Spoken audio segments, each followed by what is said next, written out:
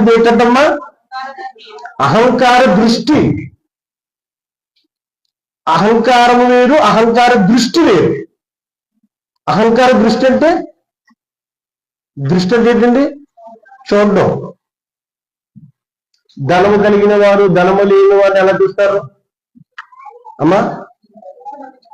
అందంగా ఉన్నవాడు అందంగా లేని వాడు ఎలా చూస్తాడు? భక్తిపడు భక్తిహీనుని ఎలా చూస్తాడు? ఇదంతా ఏంటి మరి? ఇది పాపం కాదా?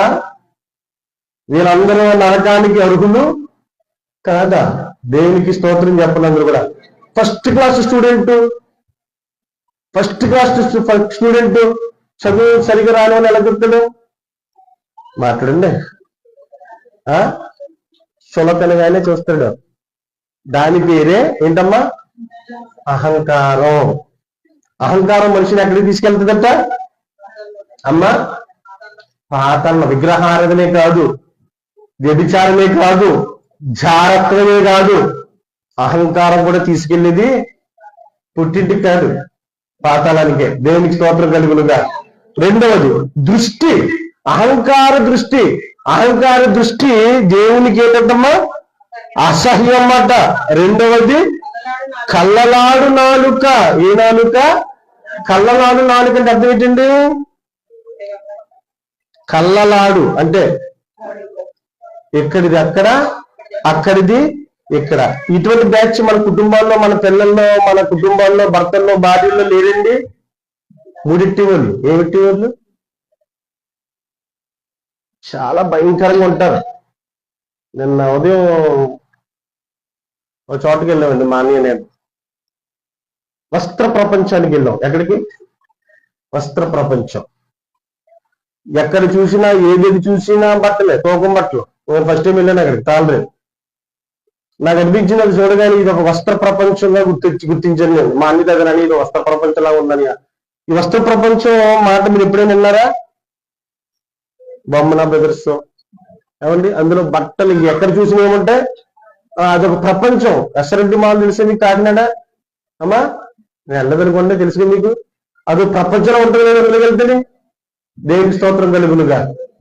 ఈ వస్త్ర ప్రపంచం తెలుసు కానీ దేవుడు చెబుతున్న మాట రెండవ పాయింట్ ఏంటంటే కళ్ళలాడు నాలుకయు. కళ్ళలాడు నాలుకంటే కూడా దేవునికి అసహ్యము. అందుకే ఈ నాలుకను కూర్చిన పరిపూర్ణమైనటువంటి అవగాహన గూర్చి యాకోబు పత్రిక గూర్చిలో దేవుడు చెబుతూ ఇది ఎంత ప్రమాదకరమైనదంటే, ఏమండి, ఎంత ప్రమాదకరమైనదంటే యాకోబు పత్రిక 3 వచ్చే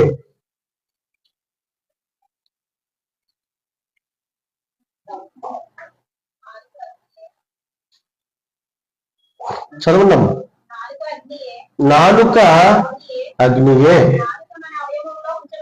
నాలుకట మన అవయవములలో ఉంచబడిన ఏ ప్రపంచం? బాగా ఉండాలి. ఏ ప్రపంచం అంటే నాలుక పాపపు ప్రపంచం. కుటుంబాలు నాశనం అయిపోవాలన్నా, భార్యాభర్తలు విడిపోవాలన్నా, కుటుంబాలు విడిపోవాలన్నా, బంధాలు తెగిపోవాలన్నా ఏ ప్రపంచం అట? నాలుక అగ్నియే. నాలుక మన అవయవములలో ఉంచబడిన అమ్మా 3 మొదటి నుంచి చదివితాడు. నా సహోదరులారా, బోధకులమైన మనము మరీ కఠినమైన తీర్పు. బోధకులైన వారికి దేవుడు చెప్తున్న మాట ఏంటో తెలుసా?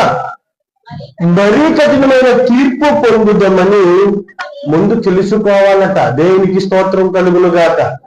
బోధకులైన వారు తీర్పు ఏమని తెలుసుకోవాలి? మరీ కఠినమైన తీర్పు అని తెలుసుకుని మీలో అనేకులు బోధకులు కాకుండా చూచుకోనండి. బోధకుడి పని అంటే అది చిన్న పని ఏమి కాదు. చాలా వాటిని చంపుకోవాలి, చాలా అవయవములను కంట్రోల్ చేసుకోవాలి. దేవునికి స్తోత్రం చెప్పాలి. అందరూ కూడా మన ఇష్టం వచ్చినట్టు మాట్లాడేయడానికి, మన ఇష్టం వచ్చి చేయడానికి అవకాశము లేదు. దేవునికి స్తోత్రం చెప్పాలి. అందరూ కూడా చదవమ్మా. అందరమునా కొందరేనా? అందరూ తప్పిపోయి అవి మీరు చెప్పండి. అందరూ తప్పిపోయే అవయవం ఉంటుంది నాలుక.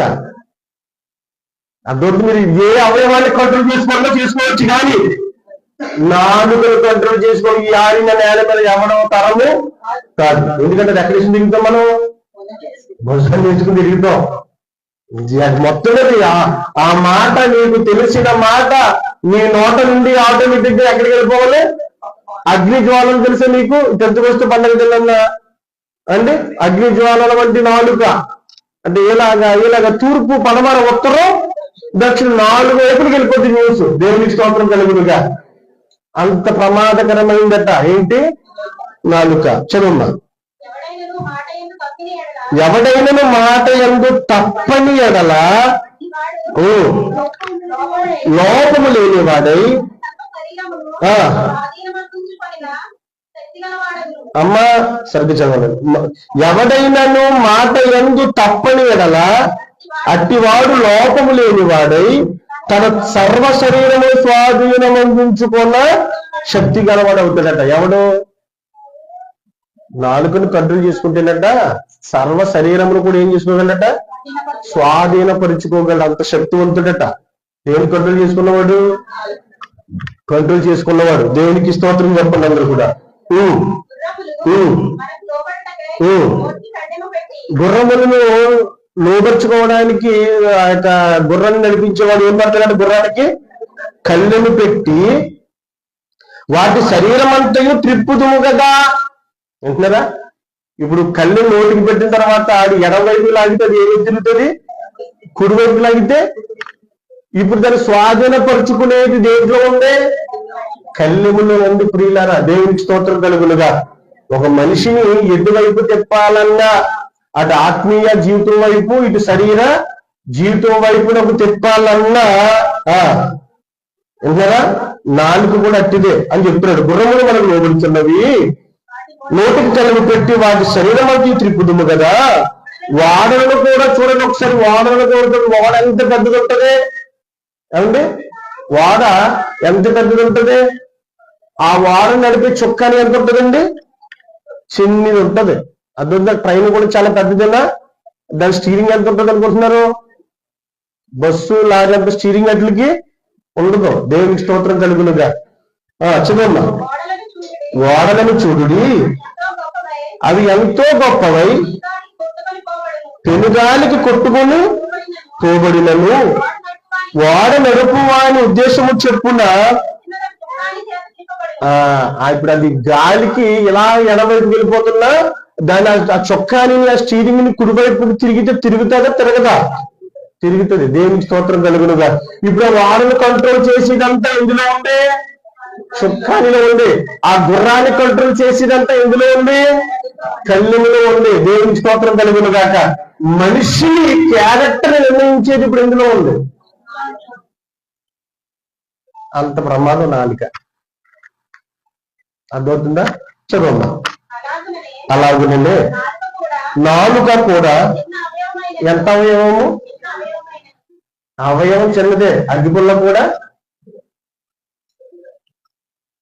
దేశాలు, ప్రపంచాన్ని, నిజంగా దేశాల్ని, పట్టణాలని, గ్రామాలను కూడా కాల్ చేసి, కుటుంబాలను కూడా కాల్ చేసేంత పవర్ ఇప్పుడు ఫర్ ఎగ్జాంపుల్ ఇదే ప్రధాని మోడీ గారు ఫర్ ఎగ్జాంపుల్ నాలుగు కుదిరినాక ఏ పాకిస్తాన్ దగ్గరికి వెళ్ళి నీ అంటూ చూస్తానన్నాడు అనుకో, ఎవరిని అనుకోండి కాసేపు, పాకిస్తాన్ ఊరుకుంటారా?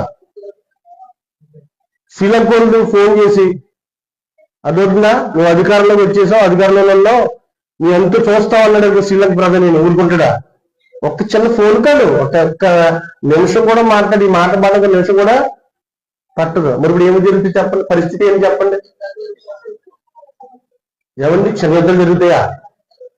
ఎంతమంది చచ్చిపోతారు? కారణం అమ్మా చిన్న మాటే పెద్ద కోపంలో నుంచి. దేవునికి స్తోత్రం కలుగునుగా. ఇది కూడా దేవునికి ఇష్టము కానిది.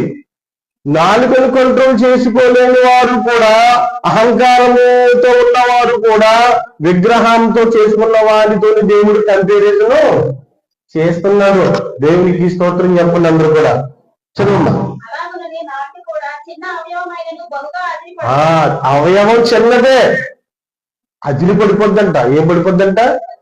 అదిరి పట్టమని చెప్పమంటారా? ఇప్పుడు ఇంకొంచెం సౌండ్ పెంచాను అనుకున్నా నేను. బాక్సులు ఏమంటాయి? అంటే దాన్ని ఏమంటారు? అదిరిపడ్డం అంట. దేవునికి స్తోత్రం కలుగునుగా. నాలుగు చిన్నదే, దాని నోట వచ్చు మాట ఏమంటున్నాడమ్మా? బహుగా అదిరిపడును. ఎంత కొంచెం నిప్పు ఎంత విస్తారమైన అడవిని తగలబెట్టులో. నాలుగు ఏంటంట? నాలుగు అగ్నియే. నాలుగు దేవుడిచ్చిన సర్టిఫికెట్ ఏంటి? నాలుగు ఏం చేస్తుంది? ఏం కాల్చుతుంది? ఇది కావాలా?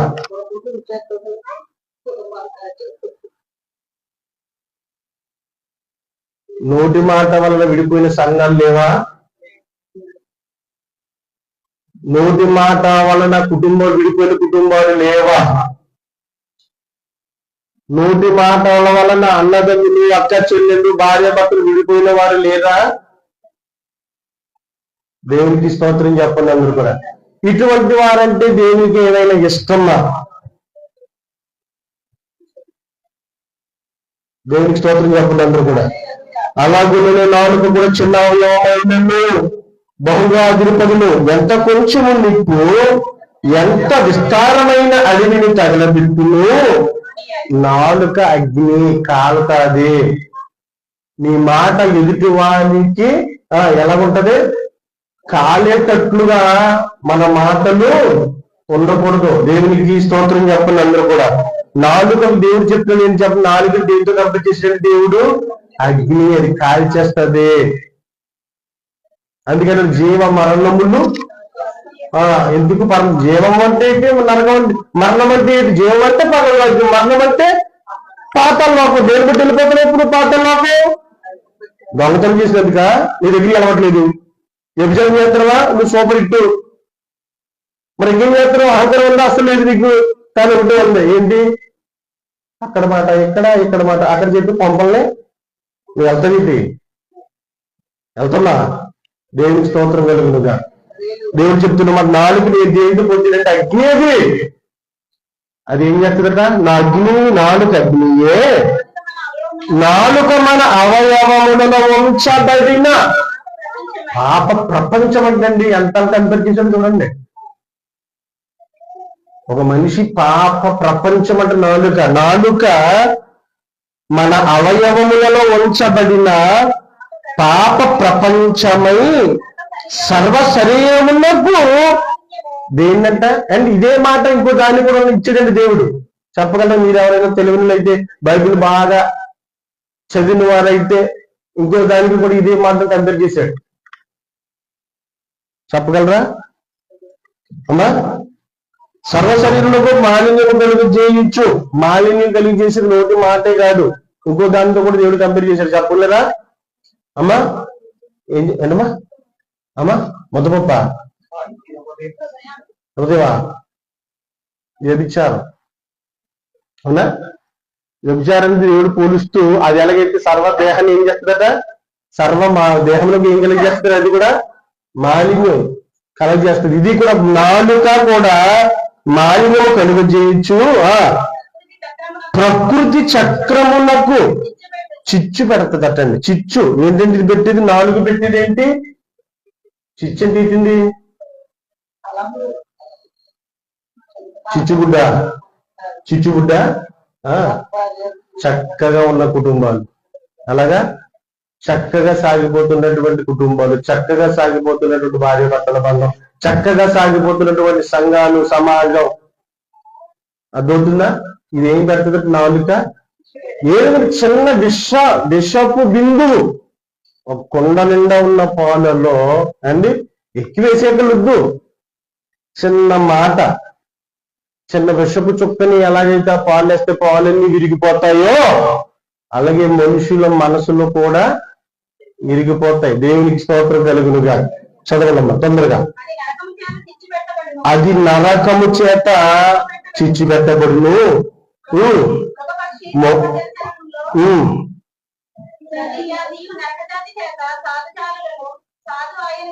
మా నరక జాతి కాదు. ఓకేనా, చదువుతాడు. మృగపక్షి సర్ప జలచరములలో ప్రతి జాతియు నరజాతి చేత సాధుకాజాలను. మృగపక్షి పక్షుల్ని మనం కంట్రోల్ చేయగలమా? నేను పాములు కంట్రోల్ చేయడం చాలా మంది మీరు యూట్యూబ్ లో నేషనల్ జియోగ్రఫీ ఛానల్ లో చూసినప్పుడు అవును పాములతో ఆ పాముల్ని ముద్దు పెట్టుకుంటున్న వారు కూడా నాలుగుని కదా చూస్తున్నారు కదా. ఒక పులిని వాడు ఏం చేస్తాడు, లోపరుచుకుంటున్నాడు. ఒక సర్పాన్ని లోపరుచుకుంటున్నాడు. ఒక ముసలిని కూడా మానవుడు లోపరుచుకుంటున్నాడు. ఒక మృగ జాతిని, మృగ పక్షులను సర్ప డాల్ఫిన్స్ తెలుసు మీకు? డాల్ఫిన్స్ తో కూడా మనుషులు దాన్ని లోపరుచుకుంటున్నారు కదా. ప్రతి జాతియు అంటే భూమి మీద ప్రతి జాతిని కూడా మనుషుడు ఏం చేస్తున్నాడట, లోపరుచుకుంటున్నాడు. కానీ ఒక మొక్కలు చెప్పారు, నాలుగు లోపరుచు వాడు తాతరం కాదు కదా, వాడు తాతతరం కూడా కాదు. అంటే అవుతుంది ఒక్క ఇక్కడలాగా ఎదుటి మాట్లాడుతున్నాం అని అవుతుందా? రాదు. కోడి వచ్చిందనుకో, పిల్లి వచ్చిందనుకో, ఏ వచ్చినా ఒక గసిరితే లోపడతాయి. అవునా? కర్రిచ్చిన వాడు పామొస్తుంది అనుకోండి, కర్రిచ్చి ఎలా కొడితే అది పక్క నుంచి వెళ్ళిపోద్ది. అన్ని లోపడతాయి, గమనించండి. ఈ నాలుగు మాత్రం లోపడదట. దేవునికి స్తోత్రం చెప్పండి అందరూ కూడా. చదువు. మృగపక్షి సర్ప జలచరములలో ప్రతి జాతియు నరజాతి చేత సాధు కాజాలు అంటే లోబడుతున్నాయి, లోబడి చేసుకుంటున్నాడు మనిషి. సాధు ఆయన గాని ఏ నరుడును నాలుకను సాధు చేయనేరడు, అది మరణకరమైన విషముతో నిండినది. ఏంటంటే నాలుగు ఏంటంట, మరణకరమైన విషముతో నిండినది, అది నిరర్జలమైన దుష్టత్వమే. ఏంటంట అది ఏంటంటే అది దుష్టత్వమేది, దృష్టి నుండి కలిగినదే. ఇప్పుడు మనిషి మనం అనుకుంటాం మనకంతా పర్ఫెక్ట్ గా ఉంది, నాకు అంతా బాగుంది అనుకుంటాను. కానీ ప్రభువా నా నోటి మాట బాగోలేదేమో నాయనా, నేను ఇంకా నా నోటిని కాపాడుకోవాలి నాయనా, నా బిడ్డలు నోటి మాటలు, నా నోటి ప్రవర్తన బాగలేదు నాయనా, నా భర్త నోటి ప్రవర్తన బాగలేదు నాయనా, నా భార్య ప్రవర్తన నోటి ప్రవర్తన బాగలేదు నాయనా అని ప్రార్థన చేసేవారు, వ్యక్తిగతంగా ప్రార్థన చేసిన వారు భూమి మీద ఎవరైనా ఉన్నారా? దేవునికి స్తోత్రం చెప్పండి అందరూ కూడా. ఒక భక్తుని మీకు ముందుగానే మొన్నటి దినాల్లో చెప్పాను. యోగు తన బిడ్డలు దేవుని దేంతో దూషించారేమో. అదవుతుందా? నోటితో కాదు, హృదయముతో ఒకవేళ దూషించేశారేమో. వేకుజాములు లేచి దేవునికి ఏమి ఇచ్చేసాడట, బలులు ఇచ్చేసాడట. ఎంత వేగుగా ఉన్నాడు భక్తుడు. దేవునికి స్తోత్రం కలుగునుగా. ఎందుకంటే నాలుక కూడా తీసుకెళ్లేది నర్సీపట్నం కాదు, నాలుక కూడా తీసుకెళ్లేది నరకమే. జీవ మరణములు నాలుక వశము. ఇది కూడా శరీరములోని ఒక అవయవాలే. నాలుక ఎంత ఉంటుంది? ఇది చెయ్యంత ఉంటుందా? కాలంత ఉంటుందా? కానీ అది కూడా ఎక్కడ తీసుకెళ్తుందంట మనిషిని. చదువుమా. ఏ నరుడు నాలుగును సాగు చేయనేరడు, అది మరణకరమైన విషముతో ఉండినది, అది నినర్గలమైన దుష్టత్వమే. దేనితో ఈ నాలుకతోనే తండ్రి అయిన ప్రభువును స్తుతిస్తున్నావు. దేంతో స్తుతిస్తున్నావు? స్తుతి మహిమ ప్రభువా అని దేంతో పిలుస్తున్నావు? నేను నాలుగు లేదనుకోండి, నోరుందనుకోండి, మాట వస్తుందా? పెద్దాల నోరుండి మాట బయటికి రావాలంటే నాలిక ఉండాలి. దేవునికి స్తోత్రం చెప్పండి అందరూ కూడా. చదువున్నా. దేనితో నాలుకతో, ఇదే నాలుకతో తండ్రి అయిన ప్రభువుని స్తుతిస్తున్నాము. ఈ నాలుకతోనే దేవుని పోలికగా పుట్టిన మనుషులను ఏం చేస్తున్నాం? శపిస్తున్నాం. దేవునికి స్తోత్రం కలుగునుగా. అవి నీకు తెలిసినంతగా ఇంకెవరికి తెలియదు. ఆ మాటలు మాట్లాడొచ్చో మాట్లాడకూడదో ఈ మాటల వలన నా ఆత్మీయ జీవితం నేను ఆత్మ ఎక్కడికి ప్రయాణం అవుతుందో, ఎక్కడికి చేరు అవుతున్నానో, అటు జీవ మార్గంలోకి వెళ్తున్నానా, అటు పరలోక మార్గంలోకి వెళ్తున్నానా అన్న ఆలోచన మనిషికి ఉండదు. అది చెప్తున్నాడు దేవుడు. దేవుని పోలికగా పుట్టిన మనుషులను కూడా, ఏమంటే భూమి మీద పుణ్యాత్ముల పాపాత్మ మనిషి, ప్రతి మనిషి కూడా దేవుని పోలికగా పుట్టిన వాడే. దేవునికి స్తోత్రం చెప్పండి. అందరూ కూడా బాగా అర్థం చేసుకోండి. అది కుటుంబీకులే కాదు, ఎదురింటి వారే కాదు, పక్కింటి వారే కాదు, సంఘస్థులే కాదు, ప్రతి ఒక్కరు కూడా ఎవరి పోలిక? దేవుని పోలికగా పుట్టిన మనుషులను శపింతుము. ఒక్క నోట నుండి బయలు ఒక నోటి నుండి ఏం వెళ్తున్నాయట? ఆ నోటితోనే ప్రార్థిస్తాం. ఎవరికైనా ప్రార్థన చేస్తాం. ఆ నోటితోనే మనం ప్రార్థన చేసుకుంటాం, మన బిడ్డలకి ప్రార్థన చేస్తాం. ఎవరైనా ప్రార్థన సహాయం కోరితే వాళ్ళకి చేస్తాం. దేవునికి స్తోత్రం కలుగునుగా. ఒక్క నోటి నుండి ఆశీర్వచనములు, మళ్ళీ అదే నోటితోనే శాపవచనములు బయలు వెళ్తున్నాయట. ఒక నోటి నుండే, ఒక మాట నుండే, ఒక నాలుగు నుండే రెండు. అంటే ఇప్పుడు ఎన్ని నాలుగులు ఉన్నది లెక్క? అప్పుడు బాగా వినండి. ఎన్ని నాలుగులు ఉన్నాయో లెక్క? 2 నాలుగులు. అంతేనా? 2 నాలుగులు దేనికుంటాయి? సర్పం దేనికి సాదృశ్యం? దేవునికి స్తోత్రం చెప్పండి. అందరూ ఇన్నేళ్ల భక్తి జీవితంలో మనం జస్ట్ చిన్న 4 కంట్రోల్ చేసుకుని చేతగలను. మనకి అర్థమవుతుందా? మందు తాగేవాడికి నీకు తేడా ఏమన్నా మాట్లాడాలి. వ్యభిచారం చేసేవాడికి నీకు తేడా ఏమన్నా? అబద్ధాలు ఆడేవాడికి మనకి ఏమైనా తేడా ఉన్నట్ట? లేదు. అవయవం మారిందంటే పాపం మారలేదు. దేవునికి స్తోత్రం చెప్పండి. అందరూ కూడా మీకు అర్థమవుతుందా? అంతరంద్రియములు అవయవాలు మారుతున్నాయి కానీ నడిపించేది మాత్రము నరకాగ్నికే. దేవునికి స్తోత్రం చెప్పండి. అందరూ కూడా. తర్వాతమ్మా, నా సహోదరులారా, ఇప్పుడు మనం ఎలాగో దేవుని పిల్లలమైన మనం ఎలా ఉండకూడదని చెప్తున్నాడు దేవుడు. ఇలా ఉండకూడదంటే ఎలా ఉండకూడదు? ఆ నోటిని ప్రార్థించేసి, ఆ నోటిని ఆశీర్వదించేసి, ఆ నోటితోనే ఇష్టం వచ్చిన మాటలు మాట్లాడేస్తున్నారు మీరు. నా సహోదరు, దేవుడు ఎంత ప్రేమగా చెప్తున్నాడో కానీ, నా సహోదరులారా మీరు ఇలాగ ఉండకూడదు. దేవునికి స్తోత్రం కలుగునుగాక. ఇలాగ ఉండకూడదని ఎవరు చెప్తున్నారు? దేవుడు చెప్తున్నాడు. మీరు మీకిష్టం వచ్చినట్టుగా మాట్లాడడం అన్నది మీకు తగదు. మీ భక్తి జీవితంలో మీరు ఈ రీతిగా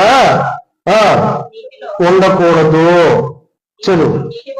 నీటి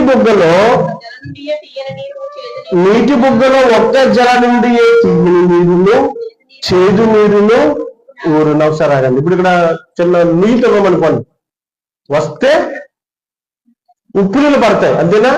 లేకపోతే మంచి నీళ్ళు పడతారు. చేదు నీరు ఉంటుందా? నా తెలుగుతున్నాను అమ్మా. నువ్వు ఒకసారి రాగండి. మామూలుగా ఇప్పుడు ఎక్కడైనా ఉప్పు నీరు అంటాం మనం, చేదు నీరు ఎక్కడ వెళ్ళలేదు. కానీ ఇప్పుడు నీళ్లు బాగుతున్నామనుకోండి, మంచినీరు అయితే ఆ నీళ్ళందరినీ అందరూ తోడుకుంటారు, వాడుకుంటారు. చప్పనీరు మంచిది కనుక తప్పితే ఏమేమి పడుతుంది? ఉప్పు నీరు పడుతుంది. Very good. సరే చదవమ్మా. ఇక్కడ ఏం చెప్తున్నారు దేవుడు? నీటి బుగ్గలో ఒక్క జలం నుండియే తీయని నీరును చేదు నీరును ఊరునా. ఇప్పుడు అదే ఉప్పు పడితే ఉప్పుదైనా పడాలి, లేదా చప్పుడుదైనా పడాలి, అంతేనా? లేక పడితే చేదుదైనా పడాలి, లేకపోతే తీరైనా పడాలి. అంతేగాని పొద్దునత్తమాను చెప్పండి చప్ప నీరు, మధ్య నుంచి ఉప్పు నీరు, సాయంత్రం నుంచి అవకాశం ఉంటుందా? ఉండదు కదా. అదే చెప్తున్నాడు దేవుడా. ఒక్క నీటి బుగ్గలో ఊరునా. నా సహోదరులారా, అంజూరపు చెట్టును ఒలివ పండ్లను కాయినా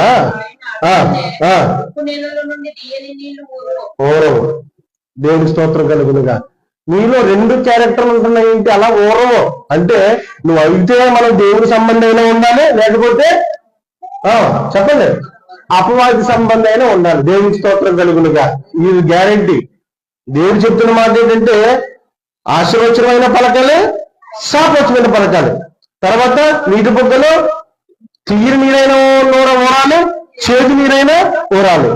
అంజురపు చెట్టుకు అంజురపు పండే కాయాలి కానీ ద్రాక్ష పళ్ళు కాయకూడదు. దేవునికి స్తోత్రం కలుగునుగా.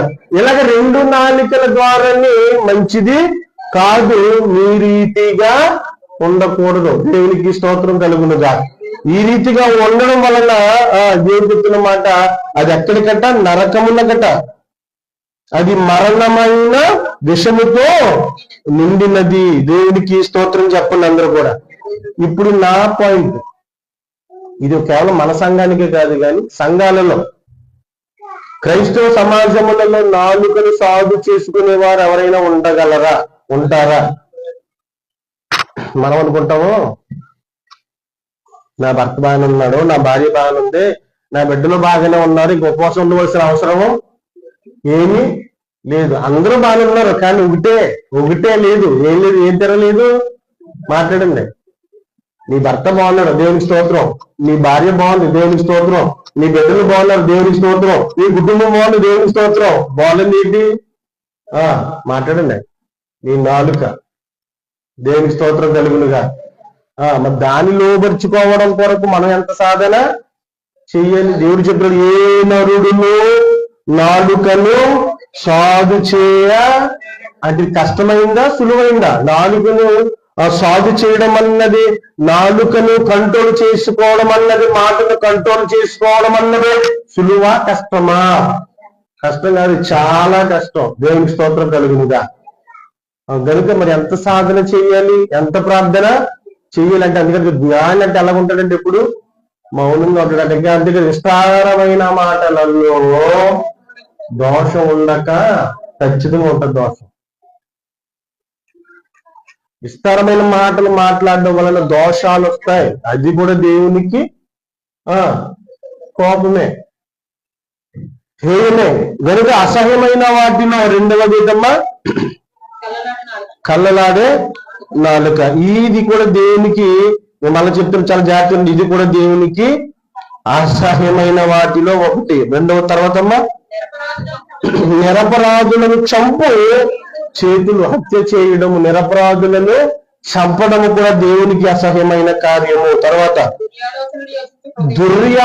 దుష్టుని యొక్క ఆలోచనలు చేయు హృదయము, కీడు చేయుటకు పరుగెత్తు పాదములను, లేని వాటిని పలుకు అబద్ధ సాక్షియు, అన్నదమ్ములలో అక్క చెల్లుండులలో జగడములు పుట్టించు వాడును దేవునికి అసహ్యుడు. ఈ క్యారెక్టర్ లో వేళ మనంగానే ఉన్నామేమో. ఈ ఉదయకాల సమయంలో మనం పరిశీలన చేసుకోగలగాలి. దేవునికి స్తోత్రం కలుగునుగా.